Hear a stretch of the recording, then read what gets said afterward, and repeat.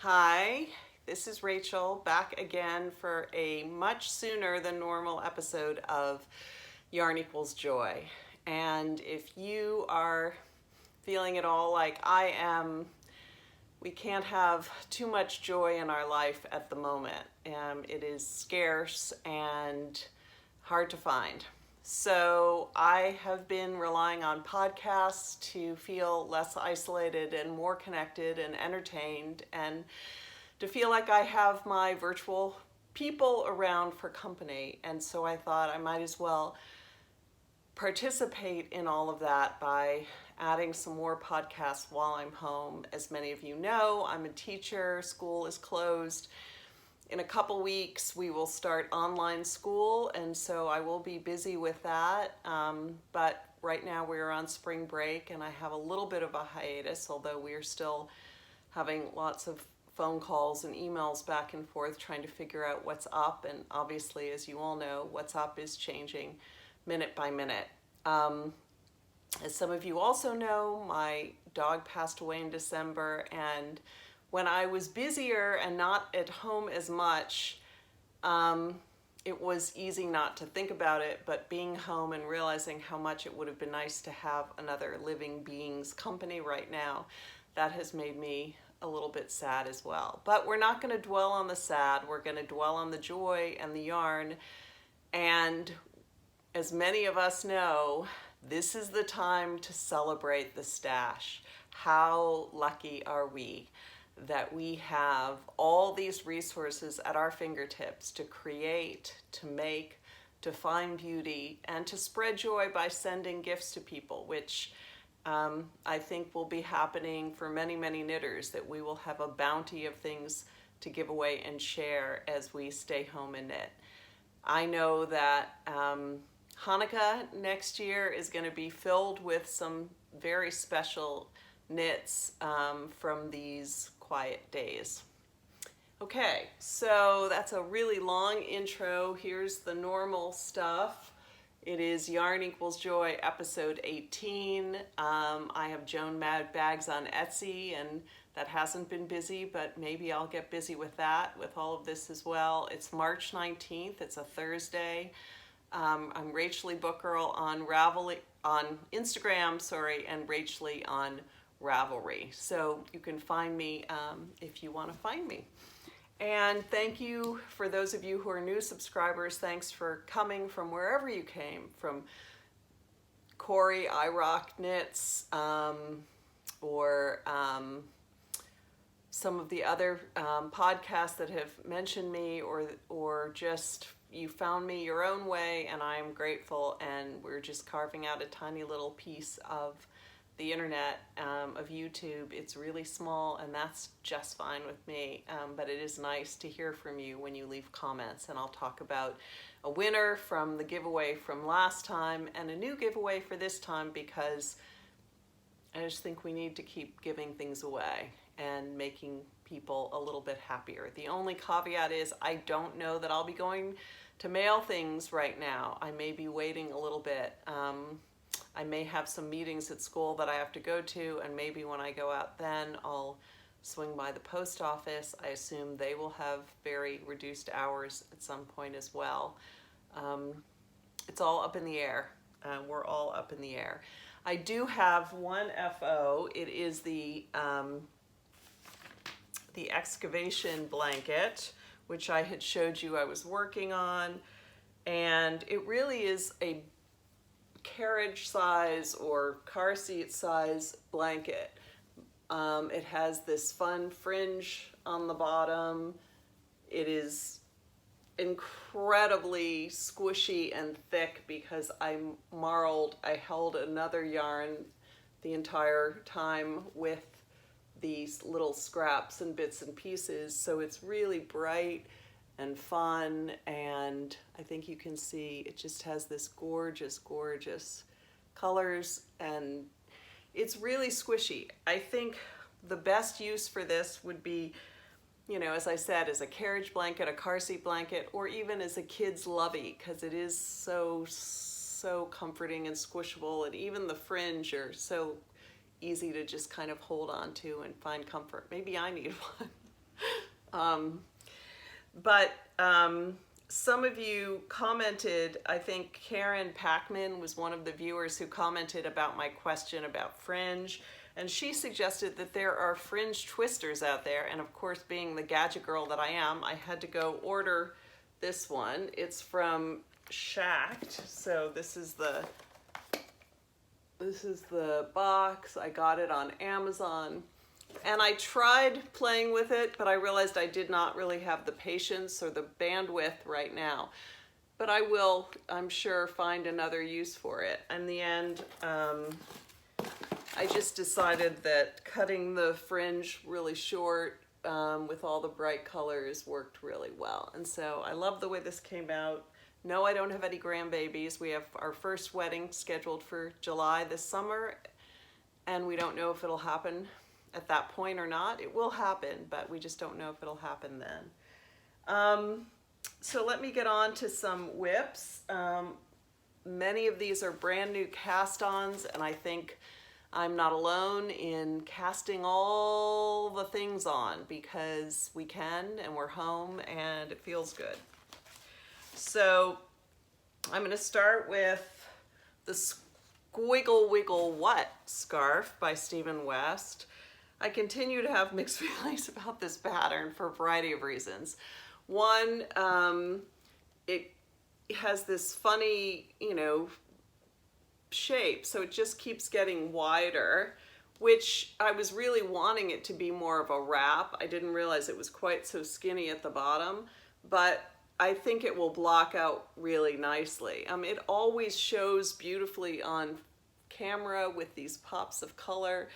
It actually is a fade of sorts with the main color. This is kind of a speckly gray, and then it's a gray and black, and then it'll move into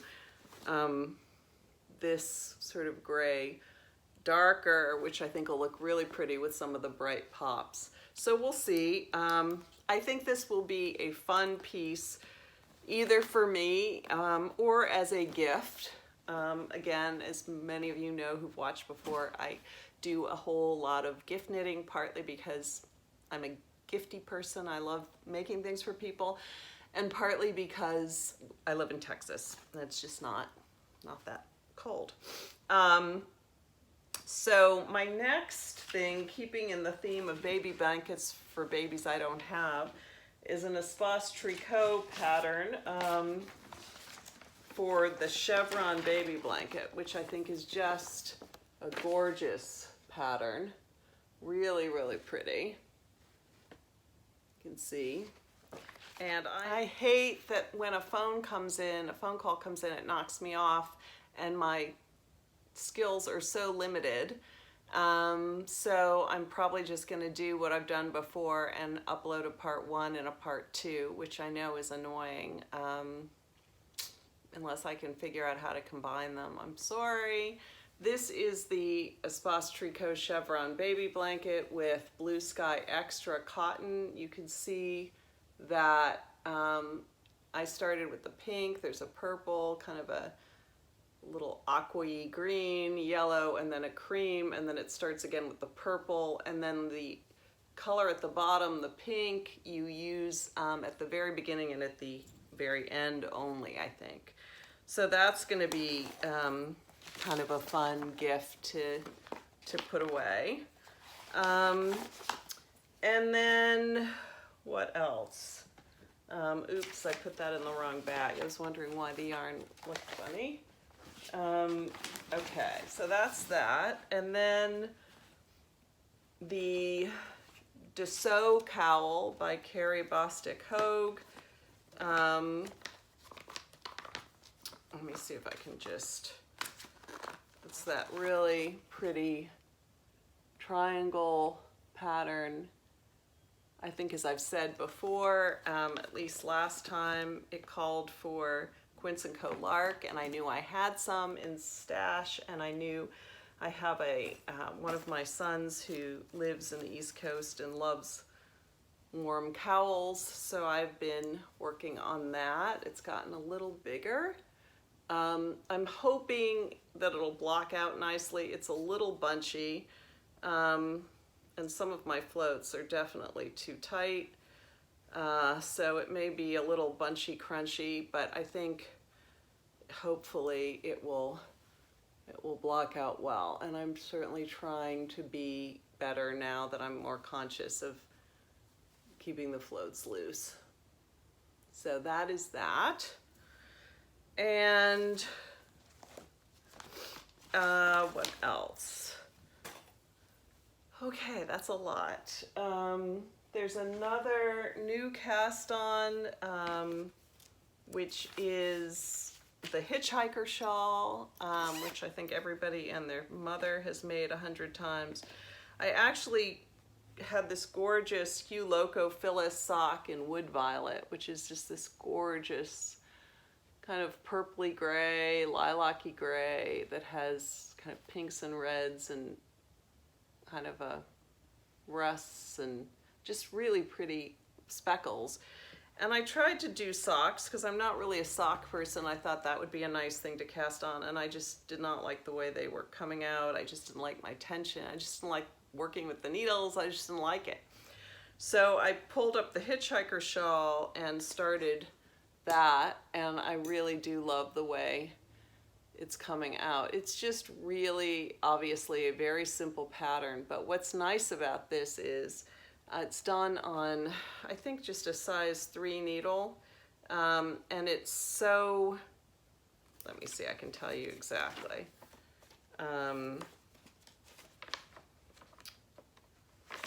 Let's see.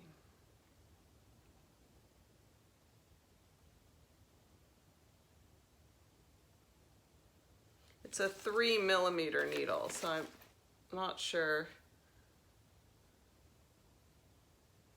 Oh, and I'm doing it on even a smaller needle because I obviously wasn't paying attention. So it's supposed to be a 325mm, and I'm doing it on a 3 US, which is a, or I'm doing it on a 3 US, which is a 325mm. I don't know. Again, I'm clearly not thinking clearly, but what I love about it is it's really, really, really lightweight. So I think that I could gift it to someone who lives in a warmer climate, and they could use it as just a, you know, almost a decorative layer around their neck, which would be fun. And then next is a really exciting whip, which was kind of ambitious. I had seen probably on the Caddy Jacks podcast or Instagram something about this Goodnight Day by Tara Lynn Morrison, these really chunky sweaters. And as soon as I saw it, I thought my soon-to-be daughter-in-law would look gorgeous in that and would love it. So I ordered some yarn and cast on, and again, must not have been paying attention because there are 3 sizes of needles, and I cast it on, and you were supposed to go to the biggest needles for the body, and I went to the middle size, and I loved the way it looked, but it looked teeny tiny, like for a 12-year-old girl. Just the shoulders weren't broad enough for what looked like it would need to be for an adult. And I had made the small medium, and I thought, well, so I've not only used smaller needles, but I've also made a smaller size than I probably should have. So I had already separated for the sleeves, but I went ahead and undid it, and I am holding this yarn, which I'll talk about in a minute, together with a strand of mohair, and I thought it was going to be a nightmare, but I just kept everything separate and was really patient, and it turned out to be really not a problem. And I redid it, and I used the bigger needles, and I also made the bigger size, figuring that she would probably like it a little, you know, big and cozy. And as you can see, or maybe you can see, it's just got this lovely funnel neck. It's just yummy. It is so soft with the 2 yarns that I'm using. So I'm using Cascade Pacific Bulky, which is 60% acrylic and 40% superwash merino. And I'm holding that together with a Rowan Kid Silk Haze in this light, like pearl color. I think it's 590. And it just makes this really very sort of wearable, soft, kind of fawny beige color, which, and oh my goodness, if I could tell you what it feels like, it just feels like a hug. It's so soft. The sweater is pretty cropped, and I think for her, I probably will make it that way. But I'm going to enjoy trying it on and see how I feel the bulky sweater thing looks on me. I'm not thinking it's going to be something that I adore on me, but it'll be nice to just have an opportunity to try it on. The pattern is really simple and clear and basic, and I love that because I'm not a big garment knitter at all. Like, I've made one finished one, I've one that's almost finished, and then baby sweaters, but I'm really not my comfort zone. So I'm really excited that I'm working on this and that it looks like, you know, I will be able to complete it and gift it to her and all of that. Okay, so we had 21 people enter the giveaway, and the giveaway was for this gorgeous Fawn and the Fox sparkle yarn in water lilies. And I think it is really, really soft and soothing and pretty as a color. So we're gonna see who, I put everyone's name in these little strips. There were 21 people who wrote comments. I asked you to say what you rock at, and people wrote the loveliest things, and they were so fun to read. I'm gonna close my eyes and pick one. And it says the Yarn Curator. The Yarn Curator is the winner, and it says she rocks because she laughs at work, which I think she's probably laughing on her computer at home now, but that's a good thing.